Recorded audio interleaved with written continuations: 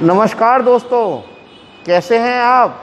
मेरी बात आपके साथ एक और अंक में आपका हार्दिक स्वागत है।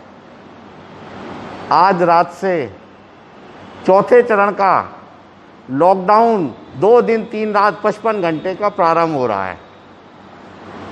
दोस्तों, सरकार अब छूट ज़्यादा दे रही है। आज मैं आपको बताऊंगा कि आप इलाके के लीडर बने। सरकार ने कहा था, मोदी जी ने कहा था काढ़ा पिएं। क्या काढ़ा पीने से भी नुकसान हो रहा है? इस पे भी चर्चा होगी। उससे पहले बात करते हैं कोरोना काल की। दोस्तों, कोरोना धीरे धीरे सबको अपनी जकड़ में ले रहा है।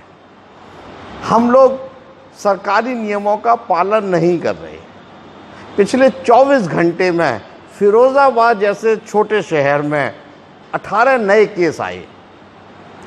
9 सुहागनगर के हैं। इसमें 3 साल का बच्चा है और 65 साल का वृद्ध भी है। आखिर 65 साल का वृद्ध जब घर से नहीं निकला तो कोरोना पॉजिटिव हुआ कैसे? ये चिंता का विषय है। दरअसल हो ऐसा रहा है कि जो बच्चे हैं और जो बुजुर्ग हैं, जिनका इम्यून सिस्टम बहुत कमज़ोर होता है, वो अपने घर में ही हैं। लेकिन 21 से 40 साल के जो लोग हैं, ये घर के बाहर घूमते हैं।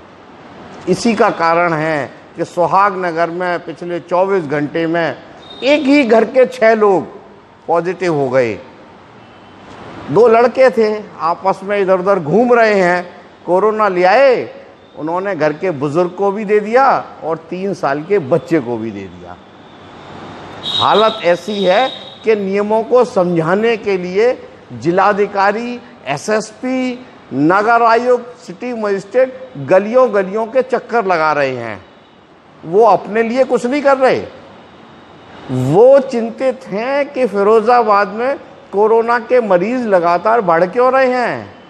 इतनी मेहनत करने के बावजूद भी ये आंकड़ा कोरोना पॉजिटिव कुल का संख्या 710 हो गई है।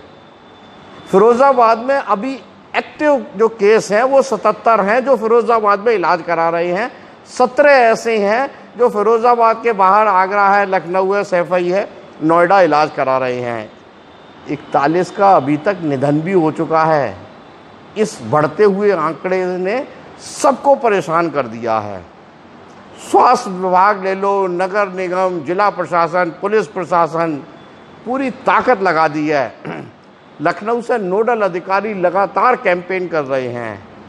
वो एक ही बात कहते हैं कि आप घर से निकलें तो मास्क लगा के निकलें, लेकिन मास्क नहीं लगाया जा रहा और हम भी अब कहते कहते थक चुके। दोस्तों, ये तो थी शहर की बात। देश की भी हालात अच्छी नहीं है कोरोना के मामले में।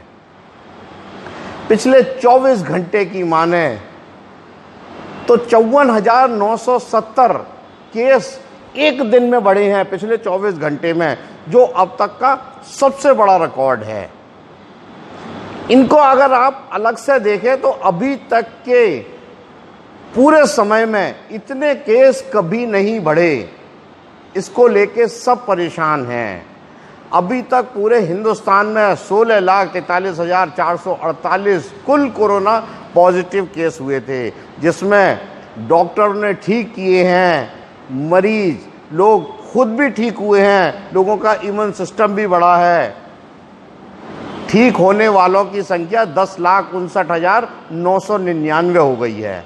ये भी बहुत बड़ा आंकड़ा है जो अंदर से खुशी देता है कि हमारा स्वास्थ्य विभाग कितनी मेहनत करता है और उसका परिणाम अब सामने आ रहा है। इस समय पूरे हिंदुस्तान में 5,47,210 एक्टिव केस हैं। लेकिन खुशी के साथ एक दुख की भी बात है, मृतकों की संख्या भी बढ़ गई है। 35,816 लोगों का निधन हो गया। ये आंकड़ा बहुत परेशान करता है। कहने को तो ये आंकड़ा है, लेकिन जिसके परिवार का एक शख्स काल के गाल में समाता है, उसका पूरा परिवार तहस नहस हो जाता है। कोरोना ग्रसित होने का मतलब लोग तिरस्कृत की निगाह से देखने लगते हैं। अब हम लोगों को बहुत ज़्यादा ध्यान देने की ज़रूरत है, क्योंकि त्यौहार नज़दीक हो गए। कोरोना की पकड़ लगातार बढ़ती जा रही है। घर में निकलने से पहले सोचना है कि ऐसी क्या मजबूरी है जो अब ज़िंदगी से भी ज़रूरी है। लोग अफवाह फैला रहे हैं कि कोरोना कुछ नहीं है, ये तो चंद दवाई वालों ने अपने फ़ायदे के लिए कर रखा है। कुछ लोग मोदी को दोष देते हैं। आप ये समझिए कि कोरोना पूरे विश्व में वैश्विक महामारी है। मोदी जी चाहते हैं कि सब जल्दी से जल्दी ठीक हो, प्रदेश सरकार चाहती है कि जल्दी से जल्दी ठीक हो। ठीक होने के लिए कोई वैक्सीनेशन नहीं है, बस कोरोना की चेन तोड़ने की ज़रूरत है। और एक बार अगर कोरोना घुस जाता है घर में तो बेहाल है ज़िंदगी। देश के सबसे बड़े महानायक अमिताभ बच्चन ने भी कहा है, अपने ब्लॉग में लिखा है कि कोरोना ग्रसित अमिताभ बच्चन का जो डॉक्टर इलाज कर रहा है वो हमेशा 2 मीटर की दूरी से इलाज करता है। अमिताभ बच्चन ने आज तक इलाज करने वाले डॉक्टर की शक्ल नहीं देखी। खुद महानायक कहते हैं कि आदमी देखने को तरस गए हॉस्पिटल के अंदर। जाग जाइए, ये समय है, पड़ोसी को जगाइए। आप खुद नेता बनिए, मोहल्ले के नेता बनिए, इलाके के नेता बनिए, पड़ोसी को समझाइए। आपसे जो कुछ भी बन पड़े वो करिए। लोगों को समझाइए कि 3 चीज़ बहुत ज़रूरी हैं, चाहे वो SMS का नाम ले लो या सोशल डिस्टेंसिंग, मास्क पहनना, हाथ धोना, 2 गज की दूरी रखना। ये नियम सरकार ने बनाए हैं, इसका हम पालन इजीली कर सकते हैं। लीडरशिप दिखाने का वक्त है। दोस्तों, अभी एक एनालिसिस हुई है कि काढ़ा पीने से लोग बीमार हो रहे हैं। दरअसल हो क्या रहा है कि वैसे तो काढ़ा 2 वक्त पिया जाना चाहिए, और ये काढ़ा भी आयुष मंत्रालय ने बताया है कि इसके अंदर क्या क्या चीज़ मिलाई जाए। लेकिन लोग अपना इम्यून सिस्टम ज़्यादा बढ़ाने के लिए कि हम और ज़्यादा जल्दी ठीक हों 5 वक्त काढ़ा पीते हैं।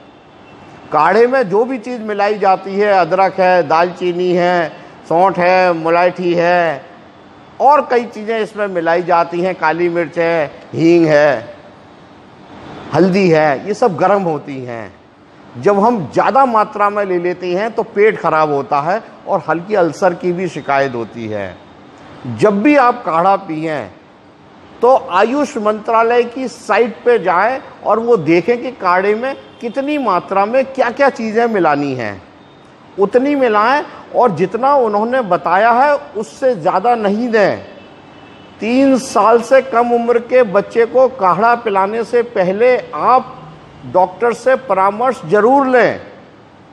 ऐसा नहीं है कि एक दिन में हम 5 ग्लास काढ़ा पी जाएंगे तो हमारा इम्यून सिस्टम बहुत ज़्यादा डेवलप हो जाएगा। नहीं होगा, बीमार हो रहे हैं लोग। मोदी जी ने काढ़ा पीने के लिए कहा था, ये कभी नहीं कहा कि 5 बार काढ़ा पीना। ये नासमझी भी हमको बीमार बना देगी, और इस समय खांसी, जुकाम, बुखार आना भी बहुत तकलीफदेह है। चलिए एक अध्यात्म की बात करते हैं। कोरोना काल में हमको ज़िंदगी जीने के लिए क्या चीज़ चाहिए? मुख्यतः देखा है 8 तत्व चाहिए। सबसे पहले ऑक्सीजन चाहिए, भोजन चाहिए, पानी चाहिए, और रात को अच्छी नींद, परिवार में आपस में प्रेम, और एक सुरक्षा। और उसके बाद आता है हमको महत्वाकांक्षी होना चाहिए। और ये सब बातें जब पूरी हो तो फिर अध्यात्म की ओर जाएं। तो क्या कोरोना काल में हमको ये सब पूरी नहीं हो सकती? हो सकती हैं। इसमें से कोई भी चीज़ ऐसी नहीं है जो ज़िंदगी जीने में रुकावट डालती हो। ऑक्सीजन हम खुले में ले रहे हैं, भोजन हमको 2 वक्त मिल रहा है, पानी हम साफ मिल रहा है, कोई हमें दिक्कत नहीं है, रात को सोते हैं नींद आ रही है, परिवार में प्रेम है क्योंकि हम घर के अंदर रहते हैं, सुरक्षा हमको पूरी मिल रही है। महत्वाकांक्षी जब कोरोना काल खत्म होगा तो हम महत्वाकांक्षी हो जाएंगे। अध्यात्म की ओर तो विशेष ध्यान देना चाहिए। तो फिर ये मारा मारी क्यों? मेरी बात आप समझेंगे, मुझे उम्मीद है। बकरीद पर्व की और रक्षाबंधन की आपको बहुत बहुत शुभकामनाएं और बधाई। इन त्योहारों को कोरोना काल में उसी तरह से मनाना जैसी शासन की मंशा है। कहीं ऐसा ना हो ये बढ़ता हुआ कोरोना और तेज़ी से बढ़ जाए और हम मुसीबत में और फंस जाएं। धन्यवाद।